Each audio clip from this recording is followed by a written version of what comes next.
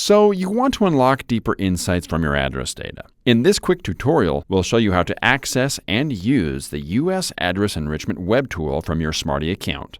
First, log into your Smarty account. Once you get to your dashboard, you'll see all of the subscriptions you can access.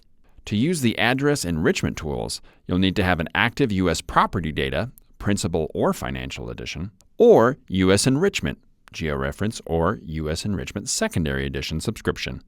Now that you've verified your active subscription, go to the ribbon on the left side and select Tools. Here, you'll find 4 of the web tools that Smarty offers. Click on US Address Enrichment, and you'll be brought directly to the US Address Enrichment Webtool. You can query the US Address Enrichment API by an address or a SmartyKey.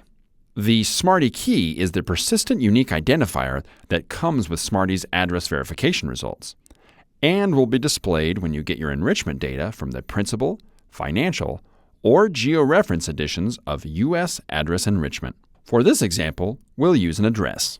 I'll open the drop-down for Select Dataset, and now I need to decide what information I want back. If I want to know the US Census Tract and block data, I'll select GeoReference.